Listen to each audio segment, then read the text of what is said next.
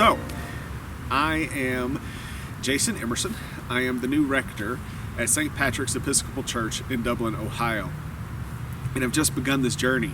I just moved here from Georgia up to the greater Columbus, Ohio area, and it's a new journey for me and my family.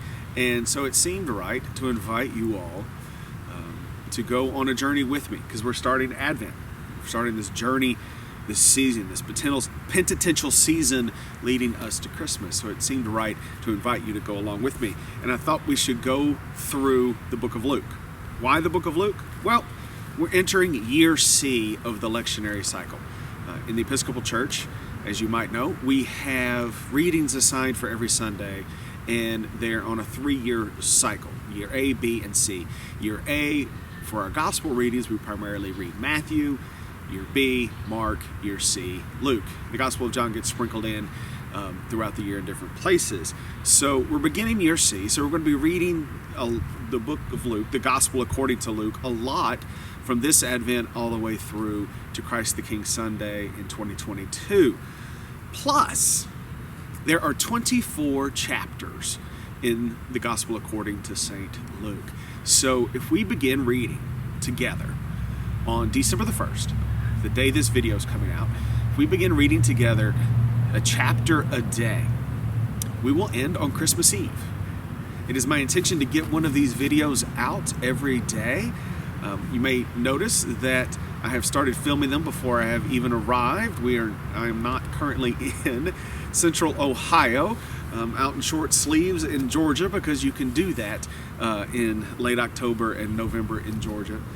But we're getting these films together already, and we're going to release them each day through December. And I want you to go on this journey with me and read the 24 chapters of Luke. So today we're going to be talking about the first chapter of Luke, and it has 4 sections in it. Those sections are the prologue, which is verses 1 through 4. Elizabeth gets pregnant is our second section. That's verses 5 through 25. Then we have the story of Mary getting pregnant, verses 26 through 56. And then we round off with the birth of John the Baptist. And also the Song of Zechariah is in there. We'll talk about that as well in that final section. Now, the prologue is important for 2 reasons, which we'll get into in just a moment. But it's short. It's 4 verses. So I think we should read it all. You should know I'm a big Star Wars fan, so let's do this right.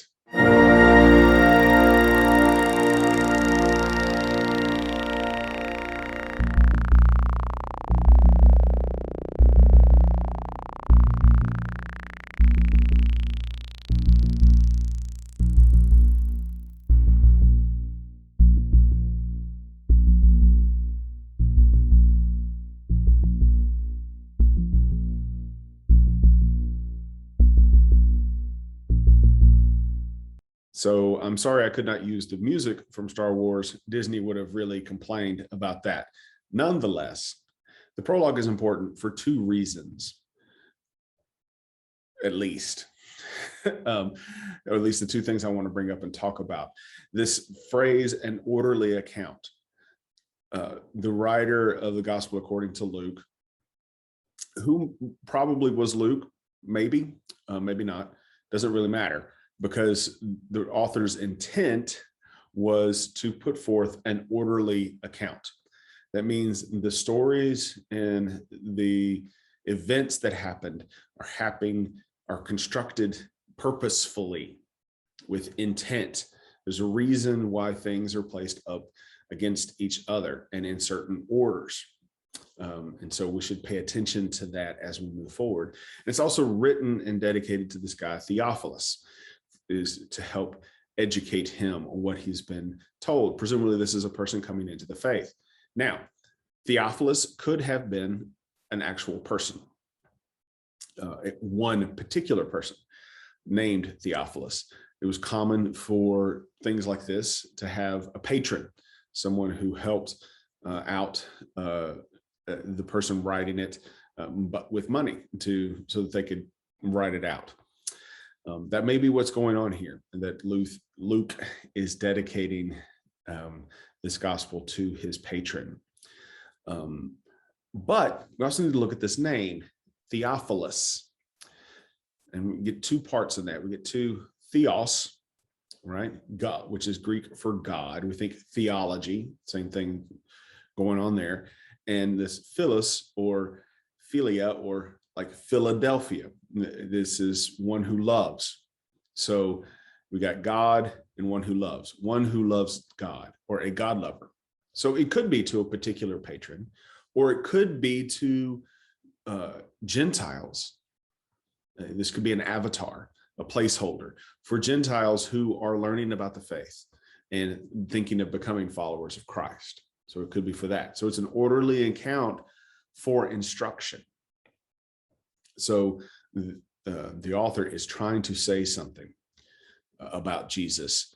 And so we get a hint to that in the rest of the first chapter. So our next section is where Elizabeth gets pregnant. And this is a whole deal, because it doesn't start with Elizabeth. It starts with Zechariah. He's a priest, he's in the temple, and an angel appears to him and says, Elizabeth's going to have a baby. Now, this is a challenge. Should be actually impossible, because both Zechariah and Elizabeth are well beyond childbearing age. Neither of them is capable of this anymore. So Zechariah's like, are you insane? This isn't going to happen. And the angel's like, well, yeah, it is going to happen. And because you doubted that it's going to happen, you're not going to be able to speak. Now, it's interesting that Zechariah and Elizabeth are finally able to conceive when Zechariah actually shuts up and gives Elizabeth a chance to speak. However, that's not really in the story. We can just imagine what that's about. Nonetheless, Zechariah is rendered mute through the entire conception and pregnancy of John the Baptist. Somehow he does communicate to Elizabeth what's going on, and they conceive. Now, for readers of Luke's gospel who were either Jewish or very familiar with the Hebrew scriptures, would be like, okay, we've heard this story before. This is an origin story for an important Jewish figure. We think Samuel, we think Samson, we think Isaac, all these stories of great people within the history of the Jewish people and the history of the people of Israel. And their story often starts with an elderly couple who does not have a child, and God overcoming that and blessing them with a child. So this is a very common Jewish origin story for John the Baptist. It's a very Jewish story. Next up, Mary gets pregnant. And of course, this is a whole thing. It's been the subject of debate and theological discourse and arguments and fights for 2,000 years.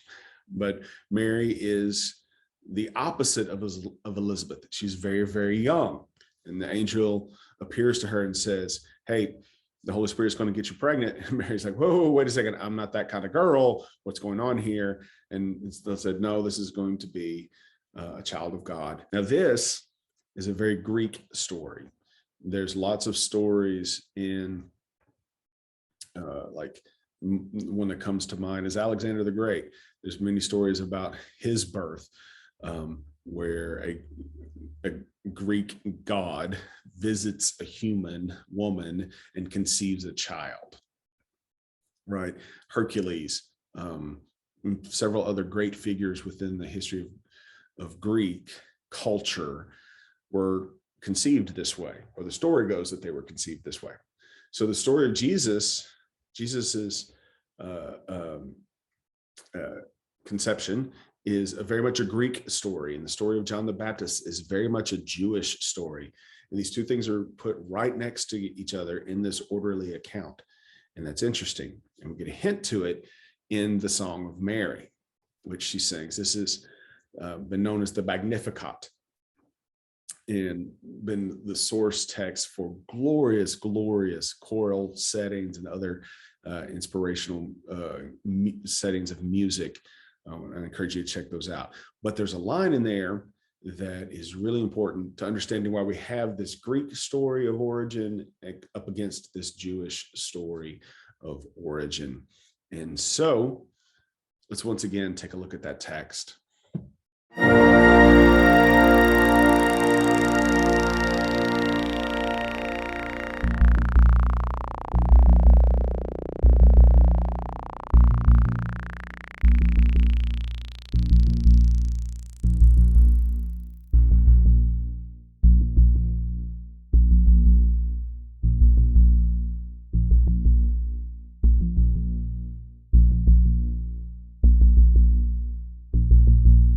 In Mary's song, she talks about the high being brought down and the lowly being lifted up.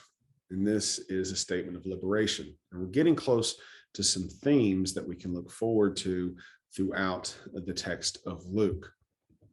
Because the last section is the birth of John the Baptist and the song of Zechariah. Now, I think there is a bit of a literary nod here. First Mary sang, now Zechariah sings. And I think that kind of is a wink and a nod back to the story of the Exodus and the Red Sea.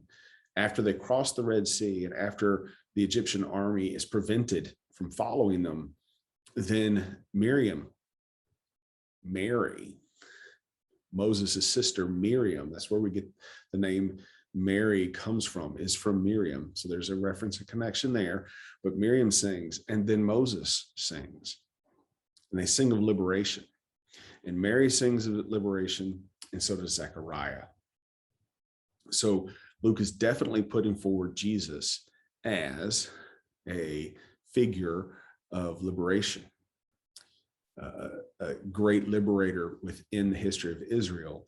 Except we have this very Greek birth story, and it's up against John the Baptist, which has a very Jewish origin story, birth story. So why are those two things placed next to each other in this orderly account? We're going to get into that in chapter 2 when we get to the Song of Simeon, but I'll go ahead and let the cat out of the bag. It's about them being a light to enlighten the Gentiles and the glory of the people Israel. So we're going to read from the Song of Simeon in the next chapter. A theme for Luke that we can look for going forward is how the Gentiles are being brought into the promises made to Israel and the people of Israel, both the promises made to Abraham and the promises through Moses and David, and how all of those, how the Gentiles are brought into all of that story. That is to say, we are brought into all of that story. So we have seen in this first chapter of Luke that he wants to write an orderly account to someone who more than likely is a particular person who is becoming a follower of Jesus, or to the general populace of people who of Gentiles who might be coming into the faith. And we've seen this very Jewish origin story for John the Baptist, and this very Gentile, very Hellenistic, very Greek origin story for Jesus. And then we also get, in the birth of John the Baptist, we get this little hint back to the Exodus and after the Red Sea, when Miriam and Moses sang, and then we had Mary, and then we had Zechariah sing.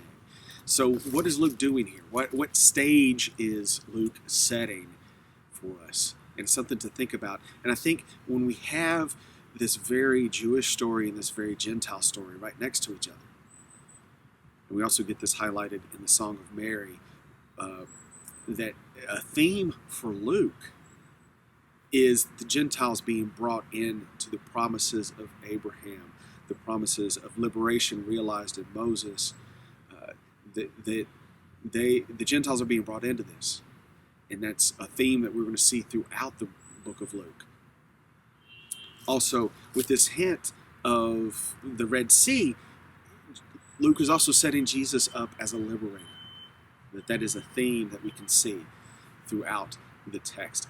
And so I encourage us to look for these things, ways in which boundaries are crossed and diversity is celebrated, ways in which Gentiles and Jews are brought together, and then also the ways in which Jesus is presented as a liberator in the Gospel of Luke. And we'll highlight those things as we move forward. So tomorrow we're going to be hitting chapter 2. Hope you'll tune in for that. Please be sure to subscribe to the channel if you haven't already. That is very helpful. Ding that bell, click the bell so you are notified whenever a video comes up, and give us a thumbs up as well. That really helps the video. You can find out more about St. Pat's at pats-dublin.org. We're planning and having a wonderful Advent. There's wonderful things to get involved in. Christmas services coming up to Christmas Eve and Christmas Day as well. Now, remember, God loves you more than you could possibly imagine, and I'll see you again tomorrow.